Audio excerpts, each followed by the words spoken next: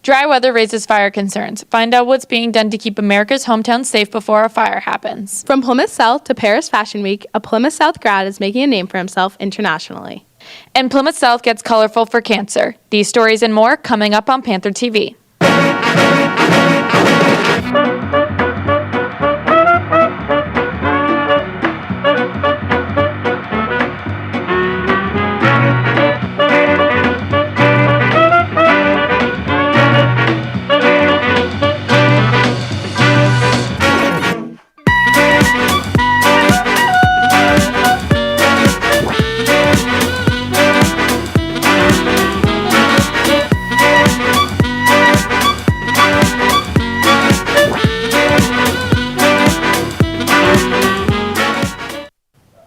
Good morning, Plymouth South. Thanks for joining us for a new year of Panther TV. I'm Logan Kavicki. And I'm Chloe Bean. Heavy rainfall over the past 2 weeks is helping us dig out early fall drought, but the dry weather can cause concerns. With so much forest land in our area, fire experts have to plan ahead. Panther TV's Charlie Walker finds out what's being done to keep our town safe. Everybody knows Smokey the Bear says only you can prevent forest fires. But that's a lot more difficult than it might seem. I talked to a local expert about the challenges of protecting a 12,000-acre state forest and the surrounding communities. We've all seen the devastation that happens when a fire tears through a community. Locally, the Bureau of Forest Fire Control works year-round to prevent a similar tragedy from happening in the Miles Standish State Forest here in Plymouth. We have a unique situation where the fuel type here, meaning the vegetation that grows, is number 2 in the country as far as volatility. So that's next to the chaparral of Southern California. So under the right weather conditions, this stuff is super volatile and can burn large acreage in a very short amount of time. Controlled burns are the most visible of the preventative measures, but they're far from the only measure that the Department of Forestry uses. Maintaining access to all the areas in the state forest is super important for quick response. During the dry season, the use of fire towers like these is another one of the department's most important tools in ensuring small fires do not turn into large ones. Primarily, you're out looking for smoke and you're monitoring the radios, listening for any of the other towers in the area. Even with the preventative measures put in place, fires still happen, and the first line of defense is the Plymouth Fire Department. So we're in close contact all the time with Plymouth Fire Department. When Plymouth Fire Department responds into the state forest for any type of emergency, we respond in concert with them if we're here. Beyond the preventative measures, educating the general public on fire safety and raising attention to the work that they do is also a priority. We do the Smokey Bear program. So he's an icon, right? And he's still very famous, and people love having interactions with Smokey. And it's really important to get his message out and preventing wildfires. Firefighting is a community effort, and it takes everyone taking safety precautions to prevent a life-altering fire. Reporting from the State Forest for Panther TV, I'm Charlie Walker. When we think about firefighting, it's the hoses, trucks, and firefighters that come to mind first. But there's a lot more behind the scenes that make these engines run. This is something one co-op student is learning firsthand this year. Here's Panther TV's Haley Schmidt with the story. One of our seniors worked hard to earn a competitive opportunity at the West Plymouth Fire Station, where he's gaining hands-on experience as a mechanic. Here's more on his journey, what it's like working at the station, and his advice to future co-op students. Multiple times a day, our first responders head out to save lives, but behind the scenes, people are also working to make sure these emergency vehicles can get to their calls. This year, Plymouth South senior JJ Gargiulo is spending every other day at the West Plymouth Fire Station, where he was hired for a co-op job as a mechanic. I never really had it in my mind, because, I don't know, I just never thought I'd be working at a fire station. Co-op is a chance to get a real-world experience outside of the shop, and also get paid. No, I enjoy being out of school and going to work and make money a lot more than being in school. While the money can be good, co-op director Miss Kelleher says the experience is where the real value lies. It's an extension of the classroom, so they get to learn their trade. They get to know what it's really like in that big bad world outside. They get to know what I love that students learn, because they do learn their craft, they do learn their skills in their shop, but I love that they learn the soft skills. how to get along with the crazy homeowner, how to interact with a boss or coworkers that you might not love, how to really work out in the real world of work as opposed to, the classroom, which is great, but it's really a great extension of the classroom, and it's really a good opportunity. Plus, you mostly get paid, so it's great. JJ is getting plenty of experience, learning the ins and outs of a variety of vehicles at the fire department, which will help him build his resume for after high school. You get to work on multiple different things, like the fire trucks, their diesel engines, the normal trucks, their gas engines. You get to do small engine repair, and you get to work on inboard and outboard boat motors. So I think it opens a lot of opportunities for different jobs you can get in the future. When it comes to earning a competitive co-op experience, Ms. Kelleher and JJ say students need to start early. If you're interested in co-op, you should first talk to your shop teacher. So talk to your respective shop teacher. And 3 things: grades, attendance, and conduct. The program that we run is integrity-based, it's respectful-based, so they want to come to school.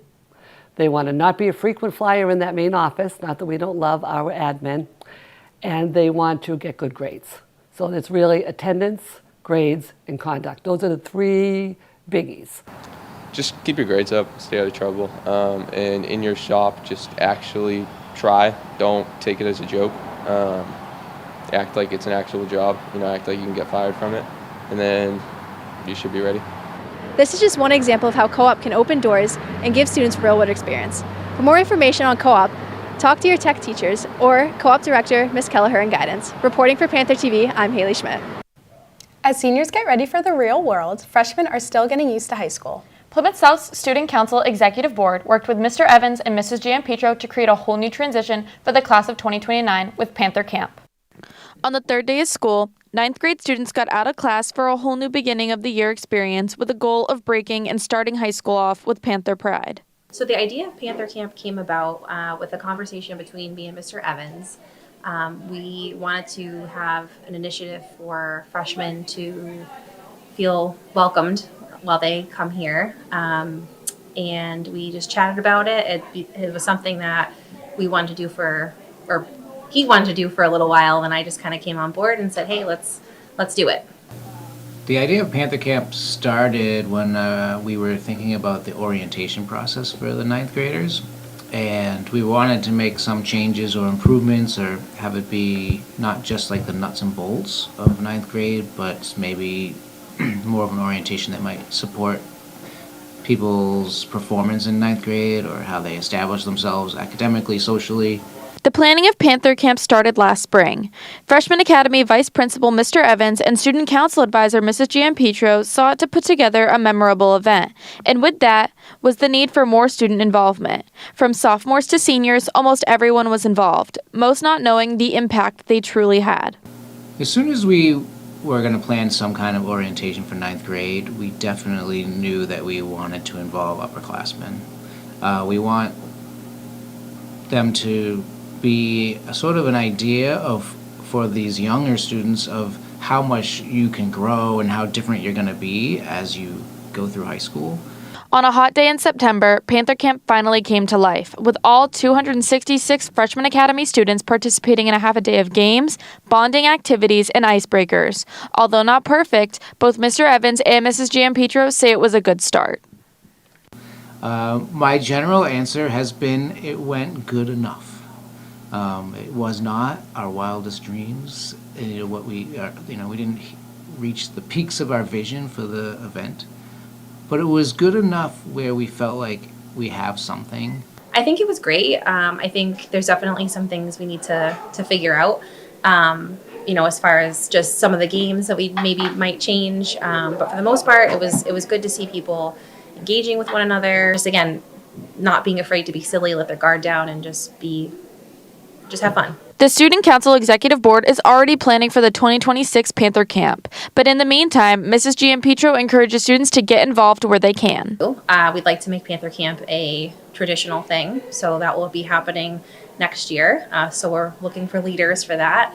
But as far as another event like that during school, probably not, but just kind of an ongoing involvement with each other, a connection with your leader would be great to see moving forward. Everyone involved in Panther Camp hopes that this new initiative helps freshmen to feel connected to the community. One thing that connects our community is Plymouth South's pride in giving back. From going gold to pink, South's generosity is shown throughout. Here's Dalen Moore with more.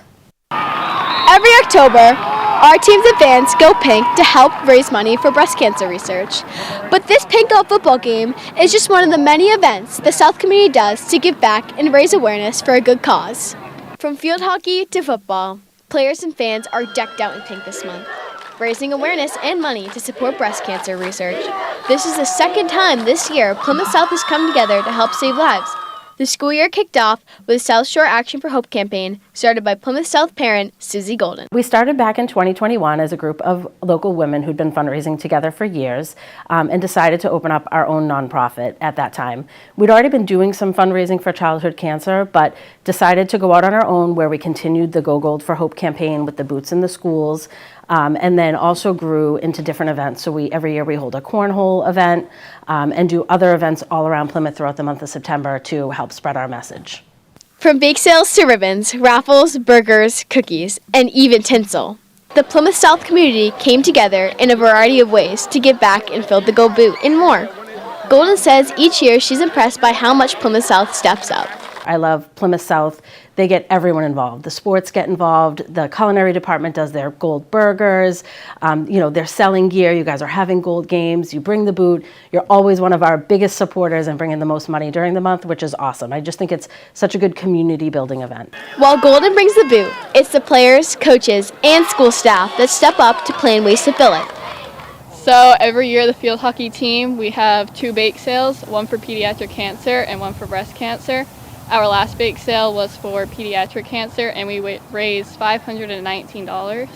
So our goal is to beat that today. The dance team also collected stuffed animals for kids with cancer this year. So my career is a pediatric ICU nurse, and I love to dance, I love to coach, so bringing the two together and to help spread awareness is just something that I like to get the team involved in. No matter the cause, South Principal Mrs. Fry takes pride in seeing the generosity of our school community. It's such a great thing that the entire school system works for. So South has always taken a huge lead in it, and it's a great thing that we do. It's such a great cause. This year, the South community raised a grand total of $3,428.65 for Go Gold. Let's see if we can beat that this month for Pink. Reporting for Panther TV, I'm Jalen Fay. That was Dalen Fay reporting. It started as a joke, but a new pickleball league became a huge hit for Plymouth South students in 2025. Now, Sunday nights have a new competitiveness to them, as Plymouth South students battle it out on the courts. Forges Field pickleball courts are filled with a younger crowd these days, after senior Stella Jitsi started a new pickleball league over the summer. I got the idea from a mixture of gym class and doing the April Fool's Panther TV, where I joked about having pickleball be a fall sport, and I just really liked playing pickleball in gym, so I started the club as a joke kind of, and then it kind of got really popular. It started with just over a dozen players in June, and the season ended with more than 20 players who would show up weekly. And I was expecting it to be kind of just like a couple people, maybe some of my friends, and then more people kept showing up each week, and it was just really surprising. While some weeks are just for fun and practice, every other week is a competition. One week it will be just gameplay, playing whoever you want. Sometimes it's 1v1, sometimes it's 2v2. And then the next week is tournament week, and it goes every other week. The Plymouth Pickleball League is open to anyone, but it's mostly made out of Plymouth South High School students. It's mostly students, I'd say. We've had some graduates, we've had some younger kids, younger than high school, so I'd say mostly high school students, but really anyone. Those who have played appreciate Stella's efforts in putting the league together. I was here a lot this summer, and it's a lot of fun for everyone to spend time together and bond as a group over a collective sport. I think that the benefits of playing pickleball are meeting new people, getting out there, seeing kids you wouldn't normally see because of classes you might not have with them, and then just also setting up a routine and being active and having something to look forward to. With the popularity, Stella hopes to work on the structure of the league and continue this next year. If you have any interest in playing pickleball and joining this community, Follow the Plymouth Pickleball League on Instagram for the latest information. Sounds great. Maybe I'll try next year. Now switching gears, from magazines to major international companies, a 2022 Plymouth South graduate is having the time of his life, earning his college degree in Paris. Lucas Oliveira with the details. Kaetanno Fernandes' love of photography started here at Plymouth South, but now, in his senior year of college at the American University of Paris, he's finding himself with opportunities of a lifetime. From the halls of Plymouth South to the streets of Paris, 2022 graduate Kaetanno Fernandes is making a name for himself in the world of fashion, not in front of the camera, but behind. I've worked with many different brands, whether they be from France, the United States, different PR agencies, fashion weeks, fashion media, fashion magazines, and that stuff. Kaetanno, now a senior at the American University in Paris, has done shoots for everything from fashion shows in magazines to public relations campaigns for major companies, both in Europe and the US, as well as videography for a streaming series. The fashion magazine is called Des Paysans.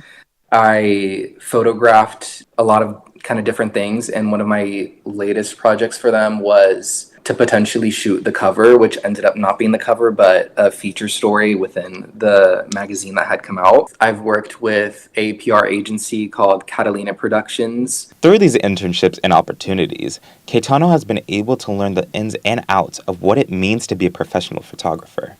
It's a great experience, especially in like the fashion world. You realize that it's not really just about the appearance that everybody sees when it comes to fashion marketing and fashion business, but it also comes into a lot more work and a lot more just like sacrificing many different things for you to be able to get the outcomes that we all see. So just what is it like to go to college in Europe? We don't have dorms necessarily, like we all just have either apartments, and we're all just kind of just like living spread out across the whole city, which is very interesting. And it's kind of like you're really stepping into adulthood and almost like life post college and like post graduation. It's very independent.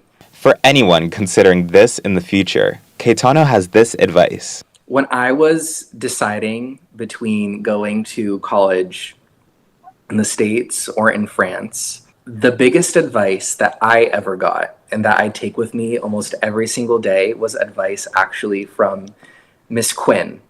And Miss Quinn told me that your life is this big. It's massive. Your life, if you were to stretch it out in your hands, your life is this big, and you've only lived this much of it. And that's stuck with me ever since. And it's kind of just gotten me into a point of just like, do it. Kaetanno has big goals for himself and the future and hopes to continue photography, not only in the US, but also in Europe. Reporting for Panther TV, I'm Andre Lucas Oliveira.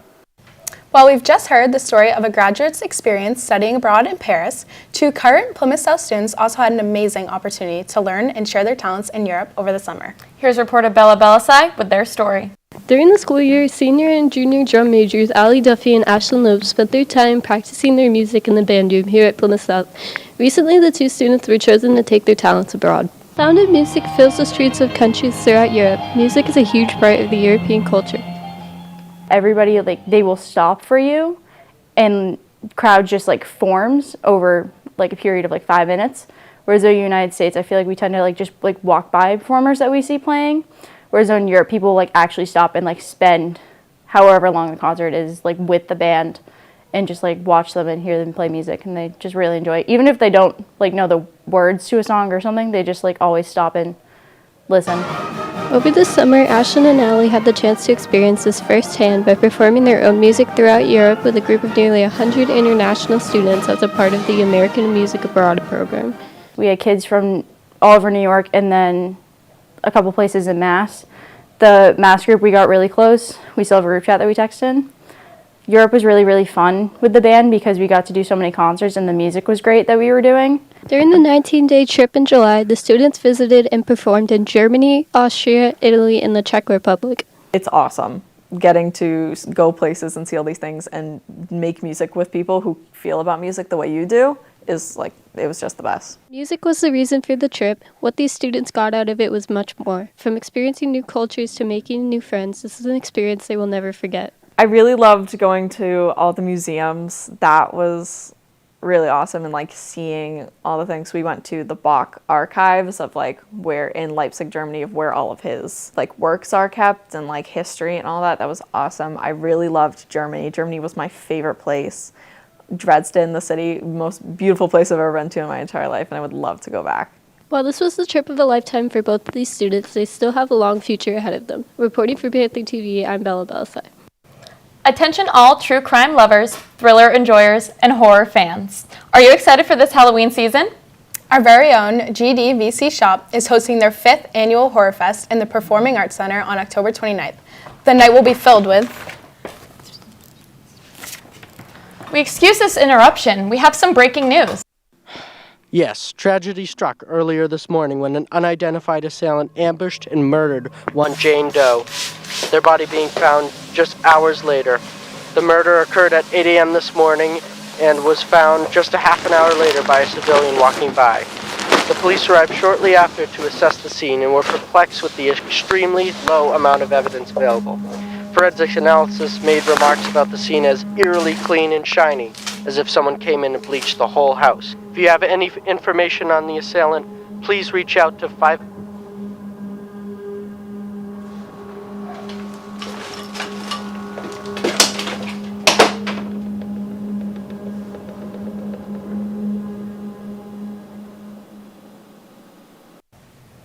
We hope you can make it out to Horror Fest next Wednesday at 4:30. That's our time for today. Thanks for joining us. Have a great day, Plymouth South.